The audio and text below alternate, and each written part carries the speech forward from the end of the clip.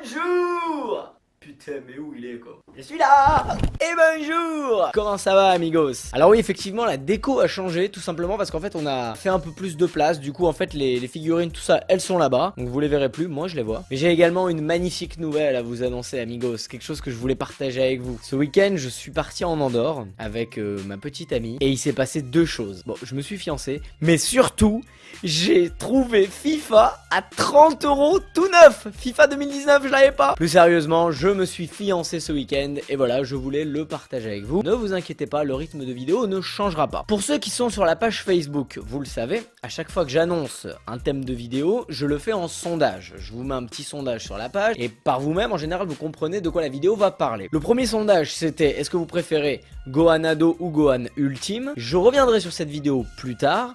Tout simplement parce qu'aujourd'hui j'ai envie de parler d'un sujet en fait qui me titille. Mais je pensais que j'étais le seul en fait que ça titillait. Mais en fait j'ai vu sur internet que tout le monde en avait déjà parlé depuis 2 mois. Tu sais, moi je suis toujours à l'arrache. Mais que tu aies vu ou pas le film DBS de Broly, tu n'as pas pu passer à côté de cette forme complètement cheatée qu'on nous a offert avec Broly. Donc les rumeurs et infos qui circulaient avant même que le film sorte nous parlaient d'une forme qui allait s'appeler la forme Ikari. Donc c'était une forme qu'on voyait dans les trailers dans laquelle voilà, Broly il était assez massif, il avait les yeux jaunes, il avait une énorme crinière, il était vraiment chaud quoi, il était enragé. D'ailleurs, apparemment, Ikari ça voudrait dire enragé. Pour ceux qui ne sont pas sur la page Facebook, je vous invite à venir, à chaque fois qu'une vidéo va sortir, je le fais en sondage. Et le sondage que j'ai lancé cette fois-ci, c'était est-ce que vous préférez Broly Ikari ou Goku SSJ4? Bah alors autant te dire que tous ceux qui m'ont dit ouais mais je comprends pas la relation entre les deux, et nani, c'est un peu con quand même. Bah tout simplement en fait le grand lien entre Goku SSJ4 et Broly Ikari, bah c'est l'Ozaru, tout simplement. On va le voir dans cette vidéo, mais le lien qui unit les deux personnages,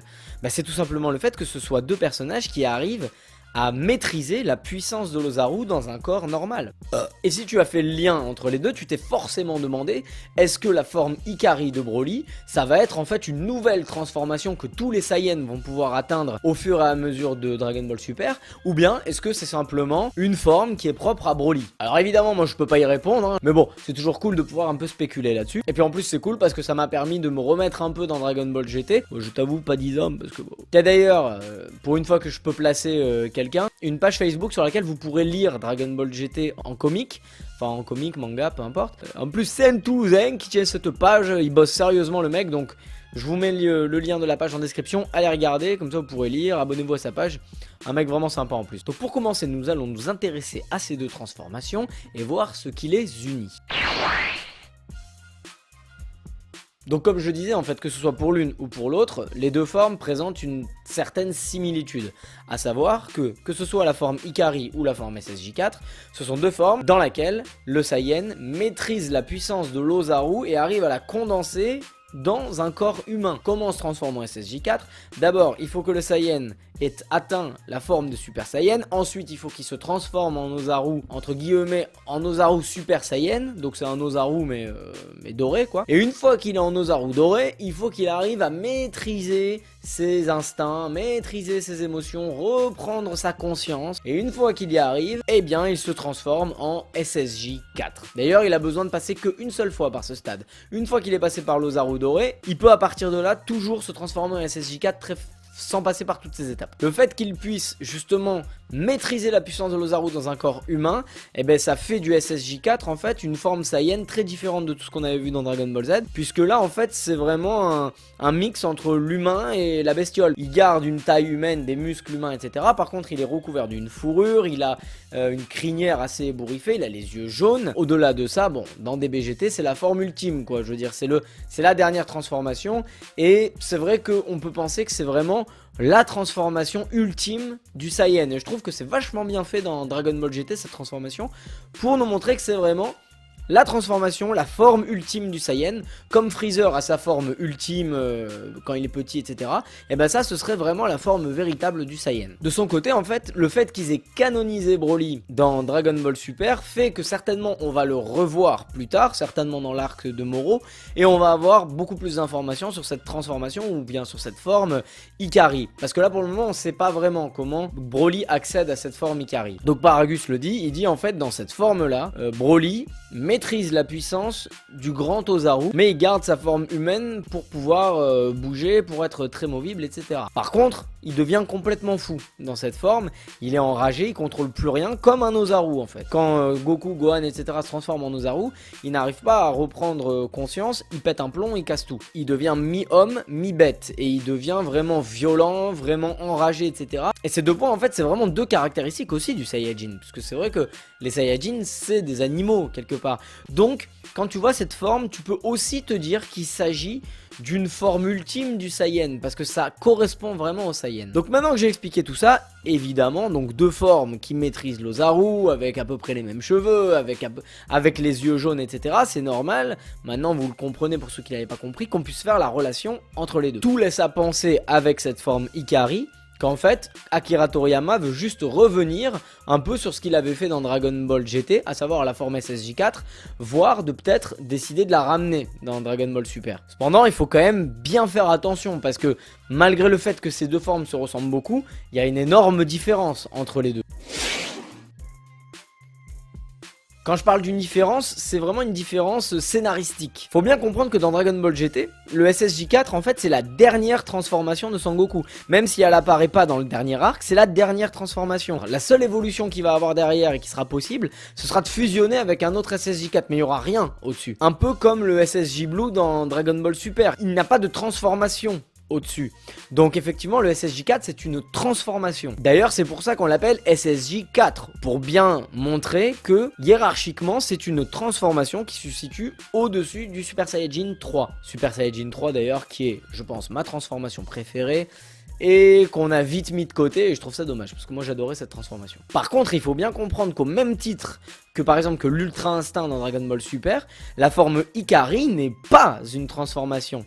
C'est un état, c'est une forme. C'est pas la transformation finale, etc. du personnage, non, c'est vraiment une forme. Pour essayer d'illustrer ça, en fait Sangoku par exemple, s'il veut se transformer en Super Saiyajin 4, c'est impossible qu'il se transforme en Super Saiyajin 4 si il ne sait pas déjà se transformer en Super Saiyajin, parce qu'il est obligé de se transformer en Super Saiyajin pour transformer l'Ozaru en Super Saiyajin pour le maîtriser, etc., etc. Et ensuite, il ne va pas au-dessus de cette forme-là. Par contre, pour atteindre l'Ultra Instinct, c'est nulle part mentionné que avant de pouvoir maîtriser l'Ultra Instinct, il est obligé de devenir un Super Saiyajin Blue. C'est pas une transformation, c'est une forme. C'est une forme dans laquelle, si je te dis pas de conneries, parce que moi tu sais que Dragon Ball Super...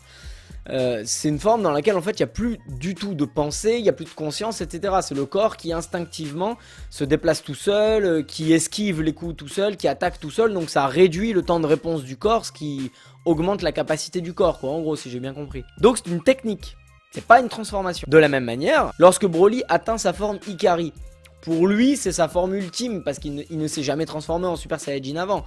Or, bon désolé, je spoil encore, mais bon, de toute façon t'as déjà tout vu dans les extraits, il se transforme après en Super Saiyajin. Il va garder sa forme Ikari, qu'il va pousser en Super Saiyajin, voire même en Super Saiyajin légendaire. Enfin, une parodie quoi, du Super Saiyajin légendaire. Donc la forme Ikari, finalement, on se rend compte que c'est pas sa dernière transformation.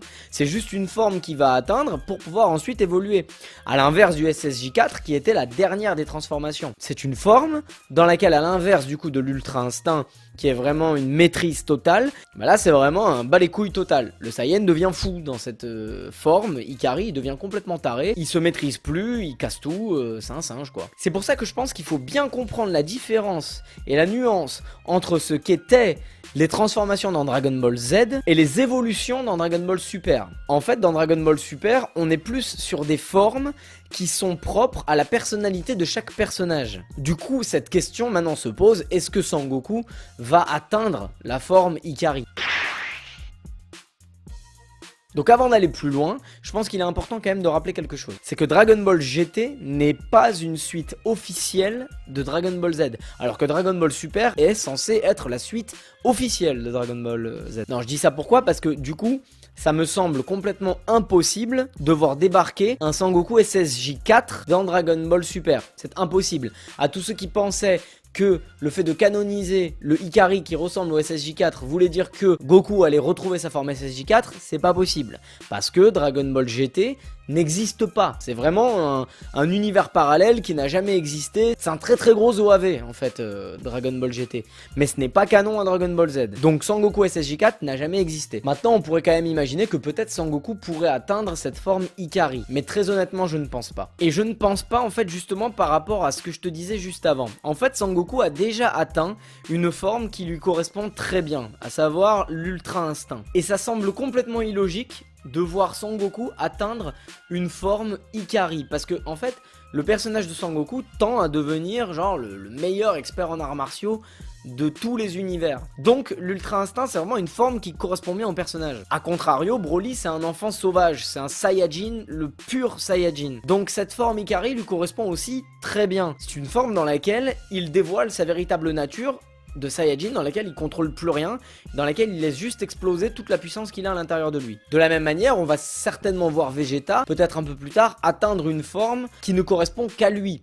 Ça a déjà été fait pendant le tournoi du pouvoir avec un espèce de SSJ Blue trop bizarre là. Mais voilà, c'est possible que Vegeta aussi atteigne une forme du style Ultra Instinct mais qui lui correspond plutôt à lui. C'est pour ça que je disais juste avant que c'est vraiment le souhait de Dragon Ball Super d'aller vers des formes qui sont plus personnalisées qu'en fonction du personnage et de son caractère. D'ailleurs, Dragon Ball Super, je dis ça, mais c'est pas le premier manga ou animé de l'univers Dragon Ball qui a fait ça. Dans la saga Buu, on a déjà un aperçu avec Gohan Ultime. Gohan Ultime, c'est le seul qui peut atteindre cette forme-là, qui est ultra puissante, mais c'est le seul à pouvoir l'atteindre, et ça correspond bien à sa personnalité. Pas besoin de se transformer en Super Saiyajin, il laisse juste exploser la puissance maximum qu'il y a à l'intérieur de lui, qui est bien au-delà de celle d'un Saiyajin. Bon, maintenant il y a autre chose, un truc que j'avais déjà dit dans une ancienne vidéo, et ça se confirme en fait, je pense, avec ce film de Broly, c'est que dans la mesure où Broly peut d'abord passer par un stade Ikari pour ensuite se transformer en Super Saiyan et même Super Saiyan légendaire, on peut très bien imaginer que pour la suite de Dragon Ball Super,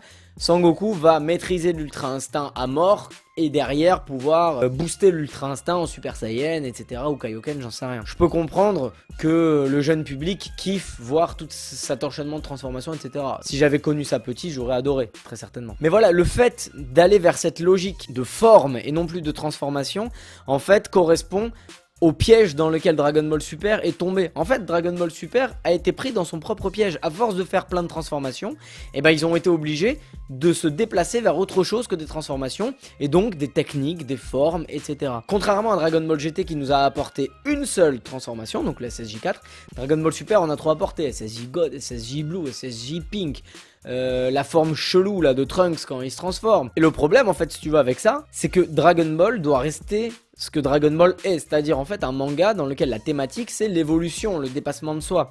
Et en fait les transformations avant représentaient bien ce dépassement de soi. Donc voilà, je pense que Dragon Ball Super va partir par là, sur ce genre de forme, pour ensuite les développer dans les arcs. D'ailleurs, dans l'arc Moro, comme je disais dans une de vidéos, j'ai oublié laquelle, la puissance brute ne va pas suffire à battre Moro, on le voit puisqu'il absorbe l'énergie, donc il va falloir trouver autre chose. Et certainement ça va être des techniques comme ça. Si on doit faire un parallèle, je dirais que la forme Ikari est une référence à la forme SSJ4 pour rappeler que tout le long de Dragon Ball, que ce soit le SSJ3 dans Dragon Ball Z, SSJ4 dans Dragon Ball GT ou Ikari dans Dragon Ball Super, parce que souviens-toi, le SSJ3 dans Dragon Ball Z, quand il veut atteindre le SSJ3, il est obligé de passer, bon à l'intérieur de lui, hein, mais par le stade Ozaru, tu sais, tu le vois, il devient Ozaru, il redevient tout petit, puis il se transforme. Puis SSJ4 et Ikari pareil, il passe par l'Ozaru. Bah en fait Dragon Ball veut toujours pousser les Saiyajins pour qu'ils atteignent une forme encore plus puissante, à revenir vers l'Ozaru. Mais en fait je pense que la forme Ikari c'est juste pour respecter ce mode de fonctionnement là. Donc non, je ne pense pas que la forme Ikari soit le SSJ4 de Dragon Ball Super. Après c'est mon avis, hein. Si ça se trouve la suite de Dragon Ball Super va me donner tort, mais très honnêtement je ne pense pas que ce soit la même chose. Et en plus je ne pense pas que quelqu'un d'autre que Broly atteindra cette forme. Voilà, j'ai terminé pour cette vidéo. J'imagine que je vais avoir pas mal de commentaires puisqu'on va beaucoup débattre de cette vidéo. En tout cas, n'oubliez pas si possible de mettre un petit pouce bleu. Je le fais à chaque fois, mais merci à tous les abonnés sur la page Facebook qui partagent mes vidéos. Encore une fois, à chaque fois que je vois que vous partagez, ça me fait super plaisir. Et à chaque fois, vous pouvez être sûr que je vous mettrai toujours un petit commentaire, un petit cœur, etc. Mes vidéos sont disponibles sur la chaîne YouTube Yaniv avec un V, sur la page Facebook Yaniv avec un V, ainsi que sur la page Dragon Ball Stark Z. Un petit coucou à l'admin. J'en profite au passage pour dire merci à tous les admins qui me laissent publier sur leur page. N'oubliez pas de privilégier ce qui nous unit et de bannir ce qui nous divise. Et c'est tout pour moi amigos, donc je vous souhaite une bonne journée ou une bonne soirée. Je ne sais pas quand est-ce que vous regarderez cette vidéo. Et je vous dis à la prochaine. Bise!